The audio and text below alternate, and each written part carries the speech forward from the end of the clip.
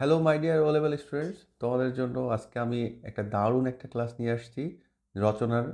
আসলে এই ক্লাসে আমরা দেখব যে কোন কোন ক্যাটাগরির রচনা আগে এসেছে এবং এটা সাজেশনস কীরকম হতে পারে। 2025 ব্যাচের জন্য স্পেশাল এই ক্লাসটা থাকবে।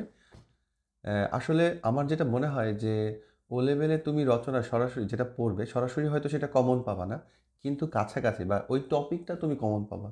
অর্থাৎ এই ক্ষেত্রে তোমাকে টেকনিক্যালি পড়তে হবে যেন যে সরাসরি যে তুমি যেটা পড়ছো ওইটা সরাসরি না আসলেও যে ওই টপিক যেটা আসবে সেটা যেন তুমি লিখে দিয়ে আসতে পারো। তো সাজেশনস বুঝতেই পারছো, সাজেশনস দিব আজকে তোমাদের জন্য স্পেশাল, ভেরি ভেরি স্পেশাল।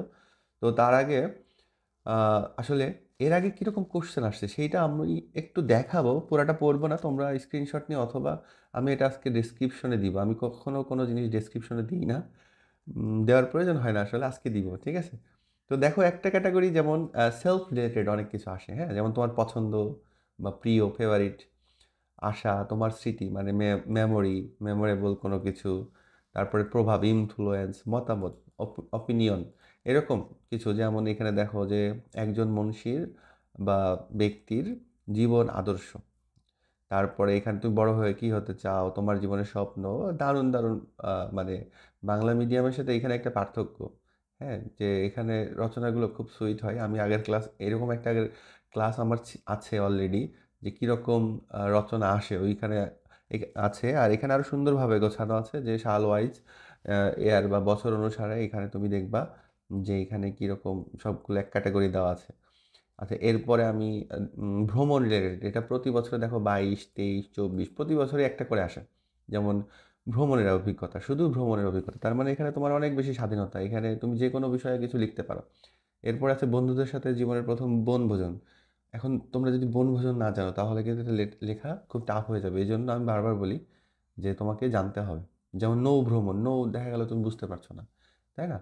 তারপরে মনে করো এরকম অনেক কিছু আছে যেগুলো যদি ওয়ার্ড বুঝতে না পারো তাহলে কিন্তু তুমি কিছু লিখতে পারবে না। এই জন্য বেশি বেশি করে ভোকাবুলারি পড়তে হবে, জানতে হবে। তো ভ্রমণ রিলেটেড প্রতি বছর একটা আসে এখন, এবারও আসতে পারে।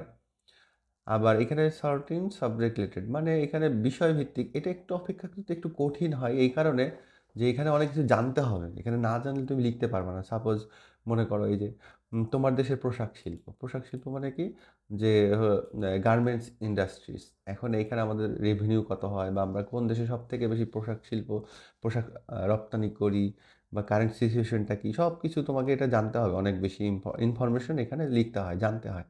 তারপর এটা দেখো বন্য প্রাণী সংরক্ষণের প্রয়োজনীয়তা, এটা কিন্তু না জানলে তুমি এটা লিখতে পারবে না, কিন্তু উপরে যে দুইটা আমি ক্যাটাগরি দেখালাম এগুলো কিন্তু তুমি লিখতে পারবা। তাই যারা একদমই মানে খুব ভয়ে আছো যে রচনা একদম পারবো না, তাদের জন্য আমার স্পেশালি একটা সাজেশন থাকবে। তো তোমরা এই ধরনের রচনাগুলো কিন্তু একটু প্র্যাকটিস করতে পারো, আর আজকে আমি যেগুলো দেখাবো সেইগুলো আর একটু বেশি করে করবা, ঠিক আছে?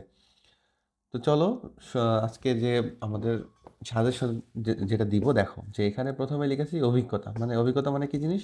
এক্সপেরিয়েন্স, হ্যাঁ, যে যে তুমি কোনো কিছু এক্সপিরিয়েন্স করেছো সেইটা তোমাকে নিজের ভাষায় নিজের মতো করে তুমি লিখে দিতে পারবা। এটা কিন্তু মুখস্থ করা লাগে না, হ্যাঁ, একটু যদি লেখার অভ্যাস থাকে বা একটু তুমি যদি শব্দ জানো, সুন্দর করে লিখতে পারো, তো তুমি পারবা। এই ক্ষেত্রে তুমি একদমই যদি না পারো তাহলে কিন্তু হবে না, কারণ তুমি শব্দ কোথায় পাবা? এই ক্ষেত্রে তোমাকে 8 থেকে 10টা রচনা তোমাকে মুখস্থ করতে হবে বা জানতে হবে, ঠিক আছে? আমি মনে করি। আর আমার সাজেশনস এখানে যতগুলো আছে এখানে 8টা 10টা রচনাই হবে, এর বেশি হবে না, বা 12টা। দেখো, অভিজ্ঞতা, এক্সপিরিয়েন্স, যে এবারের বইমেলা, জাদুঘর পরিদর্শন, ঐতিহাসিক জায়গা। এই যে ঐতিহাসিক, এই শব্দটার অর্থ যদি না জানো তাহলে লিখতে পারবে না কিন্তু। ঐতিহাসিক মানে কি? হিস্টোরিক্যাল, ঠিক আছে? মনে করো তুমি যে লালবাগ গেছো বা মহাস্থানগড় বলো বা সোমপুর বিহার বলো। আচ্ছা, মহাস্থানগড় আর সোমপুর বিহার উম, না, এক কথা না, কারণ মহাস্থানগড় যেটা সেটা হলো বগুড়ায়, আর একটা আছে হলো যে পাহাড়পুর বা সোমপুর, সেটা হলো নওগাঁ জেলায়, ঠিক আছে? তো মনে করো এটা হলো কি কি একটা ঐতিহাসিক জায়গা।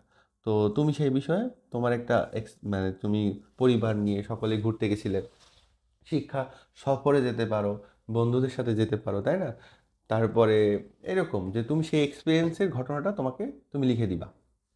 জাদুঘর পরিদর্শন, যে জাদুঘর মানে কি? মিউজিয়াম, যে মনে করেন আমাদের ন্যাশনাল জাদুঘর, ন্যাশনাল মিউজিয়াম, জাতীয় জাদুঘর বা বিজ্ঞান জাদুঘর হতে পারে, বা সামরিক জাদুঘর হতে পারে, বা মুক্তিযুদ্ধ জাদুঘর হতে পারে, যে তুমি এরকম একটা জাদুঘর পরিদর্শন করছিলা, এখন তুমি সেটার অভিজ্ঞতা তোমাকে লিখে দিতে হবে। এখন রচনায় তো এত কথা থাকে না, যে এত নির্দেশনা দেয় না, ছোট একটা দুইটা তিনটা চারটা ওয়ার্ডের মধ্যে লিখে দেয়, এখন তোমাকে বুঝে নিতে হবে। আর তারপর এবারের বইমেলা, ধরো এবারের বইমেলা কেমন হয়েছে, কেমন লেগেছে তোমার, কি কি বই আসছে নতুন, আগের লেখকদের কি কি বই তুমি দেখেছো, বা কেমন লেগেছে, কখন গিয়েছিলে, কবে গিয়েছিলে, নানান প্রশ্ন। আমি আসলে এরপরে আরও রচনা একটা দুইটা ভিডিও তোমাদের জন্য নিয়ে আসবো, যে কিভাবে এই ধরনের রচনাগুলো লেখা যায়, সেখানে আমি ডিটেইলস বলবো। আরেকটা ইম্পর্টেন্ট কথা বলে রাখি, যে এখানে কিন্তু তোমার এই রচনাগুলো শুধু যে রচনা হিসেবে আসবে এমন না, দেখবা স্পেশালি রচনার পর আমি যদি বলি কোনো টপিক, সেটা হলো চিঠি। চিঠিতে কিন্তু চলে আসতে পারে যে এবারের বইমেলা তুমি গিয়েছিলে তোমার পরিবারের সাথে, এখন সেটার অভিজ্ঞতার কথা জানিয়ে তোমার বন্ধুকে চিঠি লিখো। এটা আসতে পারে না? জাদুঘর পরিদর্শনের কথা আসতে পারে না?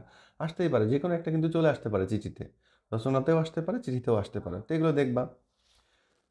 তারপরে আর এরপরে দেখো ভ্রমণ বিষয়ক প্রতি বছরে এখন আসছে একটা করে, আমি দেখলাম ট্রেন এখন আসে নাই।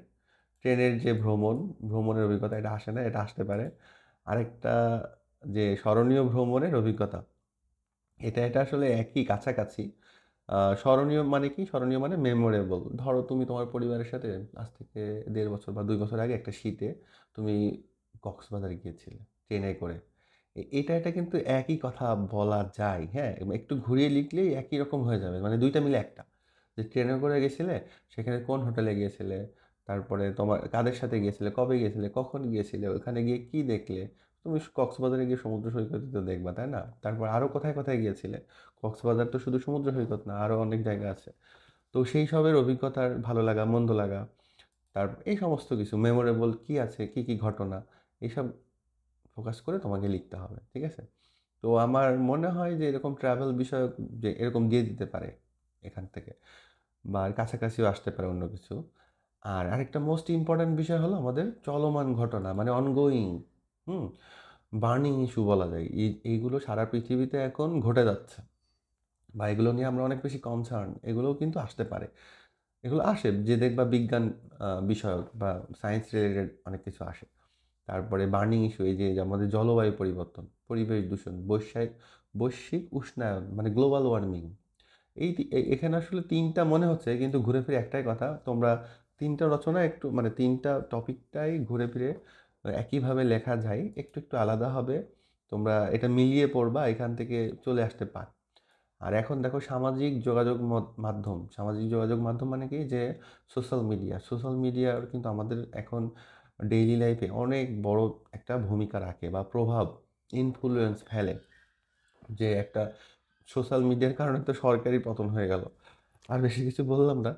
তো এটা কিন্তু অনেক বড় একটা ইস্যু আসতে পারে, এটা আমাদের লাইফকে অনেকভাবে কন্ট্রোল করে এখন, দেখতে পারো। আর আরও একটা ব্যাপার, যে কৃত্রিম বুদ্ধিমত্তা, আর্টিফিশিয়াল ইন্টেলিজেন্স, এখন সারা পৃথিবীতে আমরা শুধু চ্যাট জিপিটির নাম জানি, এরকম শত শত এআই কিন্তু চলে আসছে। এআই মানে কি? আর্টিফিশিয়াল ইন্টেলিজেন্স, বাংলায় কৃত্রিম বুদ্ধিমত্তা।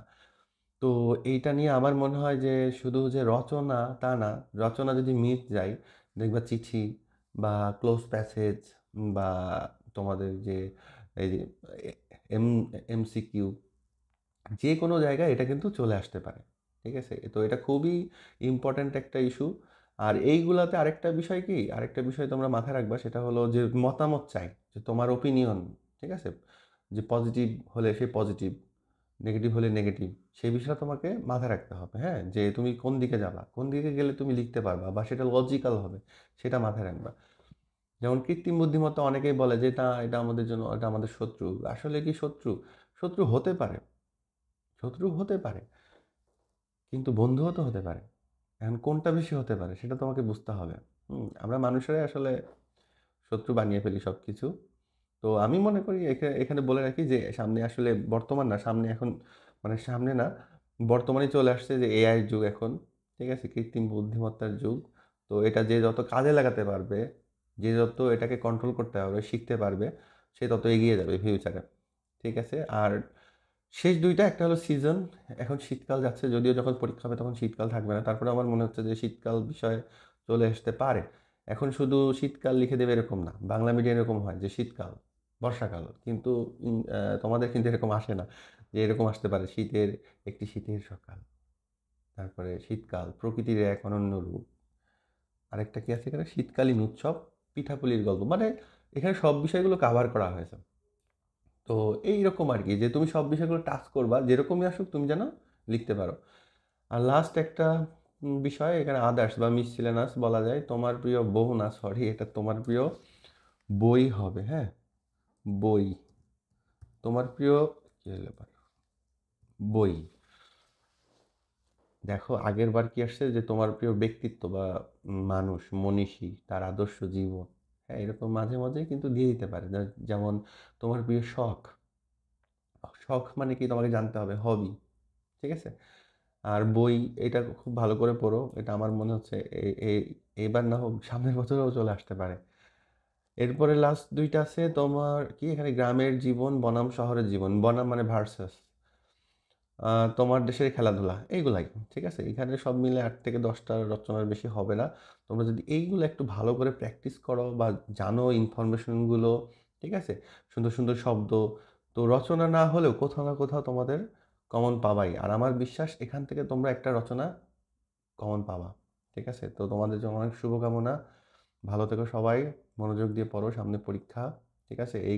এই কদিন কিন্তু তোমরা তোমাদের লাইফে অনেক বেশি ইম্পর্ট্যান্ট, যে তোমরা এরপরে অনেক পরীক্ষা তোমাদের দিয়েছো বা সামনে অনেক দিবা, কিন্তু আসলে ও লেভেল এই পরীক্ষাটা তোমাদের লাইফের জন্য একটা টার্নিং পয়েন্ট হবে আমি মনে করি, বা সবাই মনে করে, ঠিক আছে। তোমাদের জন্য অনেক অনেক বেশি শুভকামনা, ভালো থেকো সবাই।